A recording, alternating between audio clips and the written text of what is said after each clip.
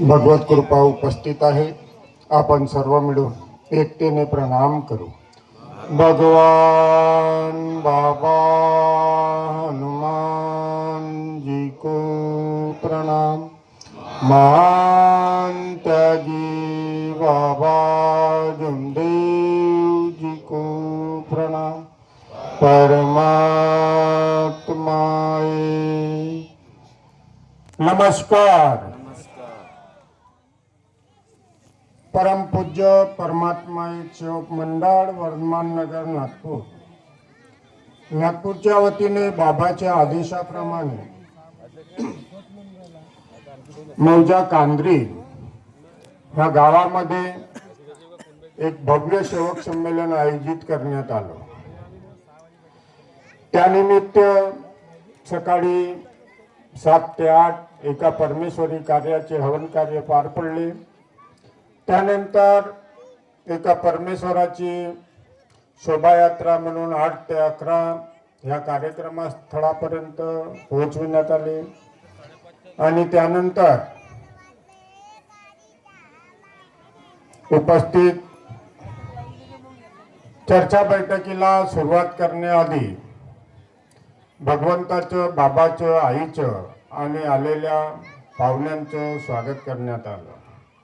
या निमित्त ह्या चर्चासत्रामध्ये स्वयंसृष्टी रचयिता भगवान बाबा हनुमानजी उपस्थित आहेत। भगवंताला माझा प्रणाम। त्याचप्रमाणे आम्हा सर्वांचे सद्गुरू महान त्यागी बाबा जमदेवजी उपस्थित आहेत। बाबाला सुद्धा माझा प्रणाम। त्याचप्रमाणे बाबाला वेळोवेळी सहकार्य करणारी आम्हा सर्वांची मातोश्री वाराणसी आई सुद्धा उपस्थित आहे। आईला सुद्धा माझा प्रणाम। त्याचप्रमाणे परमपूज्य परमात्मा सेवक मंडळाचे संचालक व आजच्या सभेचे उद्घाटक आदरणीय रवीजी खापरे साहेब यांना सुद्धा माझा नमस्कार। त्याचप्रमाणे परमपूज्य परमात्मा सेवक मंडळाचे संचालक आदरणीय तापेश्वरजी वैद्य साहेब, त्याचप्रमाणे परमपूज्य परमात्मा सेवक मंडळाचे संचालक आदरणीय रमेशजी नकाते साहेब, त्याचप्रमाणे परमपूज्य परमात्मा सेवक मंडळाचे माजी संचालक आदरणीय ठवकर साहेब व उपस्थित मंचावर मार्गदर्शक मंडळी आदरणीय गद्रेजी, आदरणीय ठवकर साहेब, आदरणीय कोहपरेजी व आदरणीय उपस्थित मंचावर सर्व मार्गदर्शक सर्वांना माझा नमस्कार। त्याचप्रमाणे आजच्या कार्यक्रमाचे आयोजक आदरणीय भोयरजी, संचालन करता आदरणीय संचालक दादा यांना सुद्धा माझा नमस्कार। त्याचप्रमाणे ह्या परमेश्वरी कार्याच्या चर्चासत्राला आवर्जून उपस्थित असलेले सर्व बाबांचे सेवक, सेविका, बालसेवक, बालसेविका सर्वांना माझा नमस्कार। बघा, वेळ 5 वाजेपर्यंतची होती आणि आता 5:17 झालेले आहेत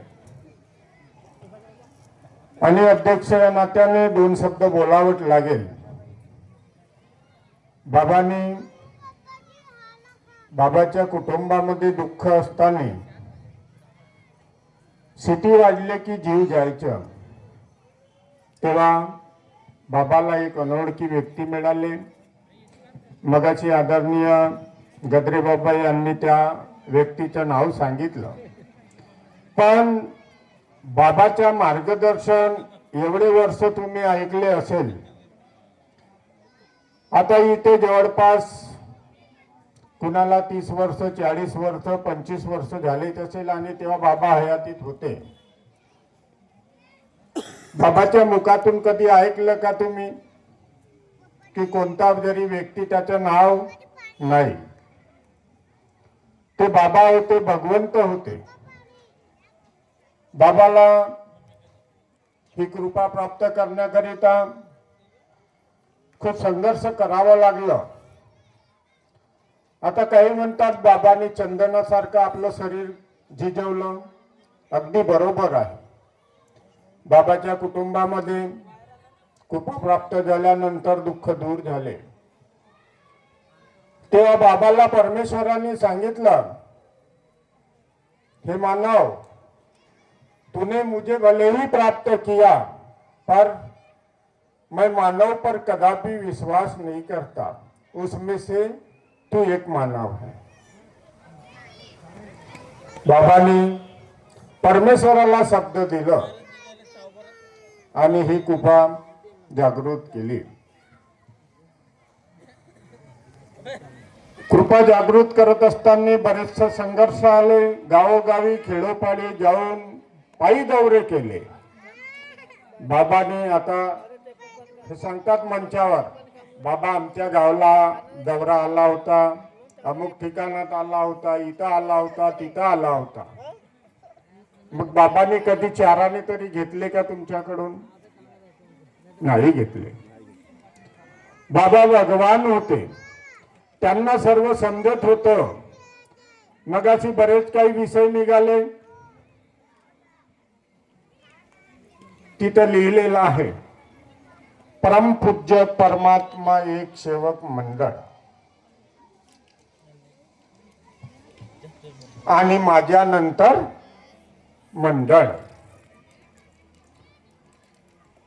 सत्य भगवान आहे, मर्यादा भगवान आहे, प्रेम मर्यादा आहे.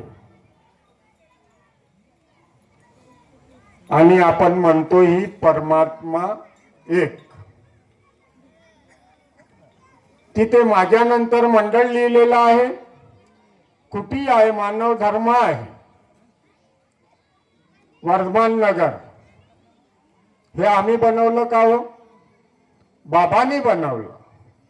मग हे काय आहे?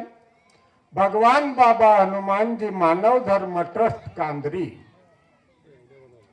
मला टीका करायच्या नाही आहे. तुम्हा सर्वांचं म्हणणं आहे मी गेल्यानंतर मंडळ आणि हे जागोजागी आम्ही ट्रस्ट बनवत आहोत. बाबांनी हा मानव धर्म जागविण्याकरिता एवढ्या मोठ्या मंडळाची स्थापना केली आणि आज आम्ही गावोगावी इथे स्थापना करत आहोत. मग तो मंडळ कोणाच्या भरोश्यावर चालणार आहे? मला सांगा. या गावामध्ये यांनी हा जो चर्चासत्र बनवला, आता इथे आमदार खासदार येऊन गेले. मगाशी सांगितलं यांनी साहेबांनी प्रस्तावनेमध्ये. कोण आहे? साहेबांनी सांगितलं म्हणे त्या साहेबांनी 10 लाख रुपये दिले, त्या साहेबांनी 10 लाख रुपये दिले. कशासाठी? अरे ज्या बाबांनी हा मानव धर्म निर्माण केला, आम्ही त्याची रक्षा करू शकत नाही आणि ह्या मानवांनी मंत्र्यांनी पैसा दिलेला त्या मंडळाला आम्ही त्याला मंडळ ट्रस्ट निर्माण करतो. कितपत खरा? कसं चालणार हा मंडळ? जागोजागी बाबांनी ज्या संस्था निर्माण केल्या आम्ही खाऊन त्या बुडवून टाकल्या. बऱ्याचशा लोकांनी म्हटलं आहे बाबांनी संस्था निर्माण केल्या, दूध डेअरी, किराणा दुकान, अमुक ही शाखा ती शाखा. त्याला कोणी मागारलं? कोणी मागं आणलं? आम्ही आणलं. आणि ज्या बाबांनी निर्माण केलेल्या संस्था त्या अजीर्ण झाल्या आणि आम्ही निर्माण केलेल्या संस्था त्या पुढे चालल्या. मग हा मानव धर्म आम्ही तयार केला की त्या बाबांनी तयार केला? आम्हाला काही दुःख वाटत नाही. ज्या दिवशी आम्ही मार्गावर येत होतो तेव्हा आमच्या कुटुंबावर असे दुःख होते. एवढे दुःख बर्बाद होऊन गेलो, दुःखाने भिकारी झालो होतो, दुःखाने त्रस्त झालो. तेव्हा ह्या मानव धर्मामध्ये जुळलो. तेव्हा आम्ही शब्द दिला, मरे या जिये भगवत नाम पर.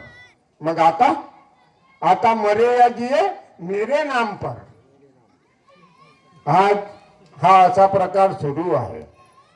भगवान कोण आहे? बाबा कोण आहे? बाबा भगवान होते. मी एक छोटासा एक माझ्या कुटुंबातला एक अनुभव सांगतो. मागील आता 12 वर्षानंतर शुद्धीकरणाचे कार्य आलेले होते. त्याच्यावर मंडळाच्या कुणावरही आक्षेप नव्हता आणि प्रेशरही नव्हता आणि बंधनही नव्हते.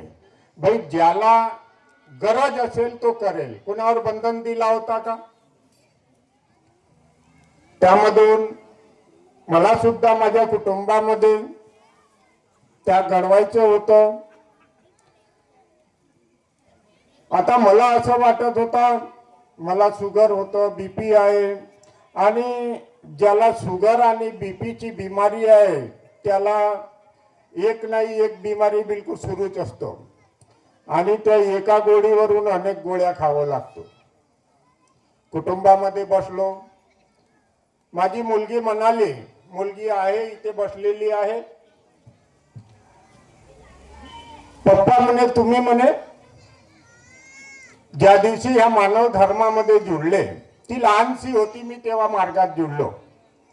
तिचा जन्म 2000चा आहे आणि मी 2002 मध्ये ह्या मानव धर्माशी जुळलो.